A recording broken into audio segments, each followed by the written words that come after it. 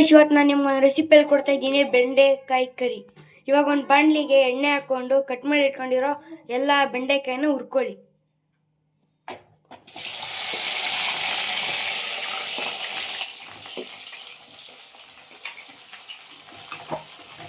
ಇಲ್ಲೆಲ್ಲ brownish colour ಬರಬೇಕು guys.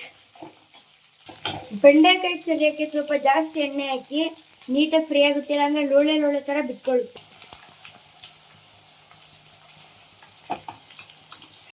ಸಾಕು ನೋಡಿ ಫ್ರೆಂಡ್ಸ್, ಇದು ಬೆಂದಿದೆ. ಇವಾಗ ಎತ್ತಿ ಒಂದು ಪ್ಲೇಟ್ ಹಾಕೋತಾ ಇದ್ದೀವಿ. ನೆಕ್ಸ್ಟ್ ಗೈಸ್, ಅದೇ ಎಣ್ಣೆಗೆ ಈರುಳ್ಳಿ ಹಾಕೊಳ್ಳಿ.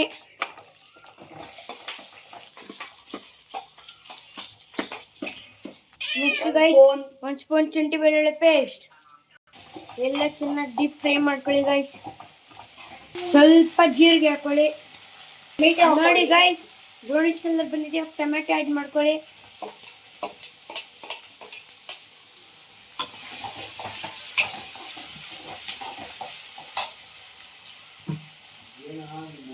ನೋಡಿ ಗೈಸ್, ಖಾರಕ್ಕೆ ಎಷ್ಟು ಬೇಕೋ ಅಷ್ಟು ಖಾರದ ಪುಡಿ, ಸ್ವಲ್ಪ ಧನಿಯಾ ಪುಡಿ, ಸ್ವಲ್ಪ ಜೀರಿಗೆ ಪುಡಿ, ಸ್ವಲ್ಪ ಅರಿಶಿನ, ಸ್ವಲ್ಪ ಗರಂ ಮಸಾಲ. ನೀಟಾಗಿ ಎಲ್ಲ ಸೇರಿ ಮಿಕ್ಸ್ ಮಾಡ್ಕೊಂಡು ಫ್ರೈ ಮಾಡ್ಕೊಳ್ಳಿ. ಇದೆಲ್ಲ ಎಣ್ಣೆ ಬಿಡೋವರೆಗೂ ಅದ್ರ ಮೇಲೆ ಒಂದು ಪ್ಲೇಟ್ ಮುಚ್ಚಿಟ್ಕೊಳ್ಳಿ. ನೋಡಿ ಗೈಸ್, ಈ ಥರ ಚೆನ್ನಾಗಿ ಎಣ್ಣೆ ಬಿಟ್ಕೊಳ್ಬೇಕು. ಆಮೇಲೆ ಸ್ವಲ್ಪ ಮೊಸರು ಆ್ಯಡ್ ಮಾಡ್ಕೊಳ್ಳಿ. ಕರ್ಡ್ ಇದಕ್ಕೆ ಮೇನ್ ಫ್ಲೇವರೇ ಮೊಸರು ಗೈಸ್, ಸಕ್ಕತ್ತಾಗಿರುತ್ತೆ. ಅಮೇಝಿಂಗ್ ಅಲ್ಲ ಗೈಸ್, ಅಮೇಝಿಂಗ್ ಅನ್ಬೇಕು.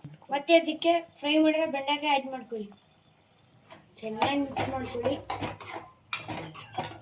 ಸ್ವಲ್ಪ ಸಾಲ್ಟ್ ಹಾಕೊಳ್ಳಿ ಗೈಸ್, ರುಚಿಗೆ ತಕ್ಕಷ್ಟೇ ಇರಬೇಕು. ಓಕೆ ಗೈಸ್, ಇಲ್ಲಿಗೆ ಇವತ್ತಿನ ರೆಸಿಪಿ ಮುಗೀತು. ಸರ್, ಚೆನ್ನಾಗಿ ಫ್ರೈ ಮಾಡ್ಕೊಳ್ಳಿ ಗೈಸ್. ಲಾಸ್ಟಲ್ಲಿ ಸ್ವಲ್ಪ ಕೊತ್ತಂಬರಿನ ಉದುರಿಸ್ಕೊಳ್ಳಿ.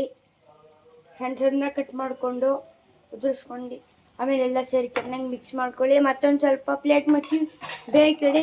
ಇಲ್ಲಿಗೆ ಇವತ್ತಿನ ರೆಸಿಪಿ ಮುಗೀತು ಗೈಸ್. ಇನ್ನು ತುಂಬ ರೆಸಿಪಿಗಾಗಿ ನೀವು ನಮ್ಮ ಚಾನಲ್ನ ಲೈಕ್ ಆ್ಯಂಡ್ ಸಬ್ಸ್ಕ್ರೈಬ್ ಮಾಡಿ. ಈ ಪಲ್ಯ ನಿಮಗೆ ಚಪಾತಿ, ರೊಟ್ಟಿ, ಸಾಂಬಾರ್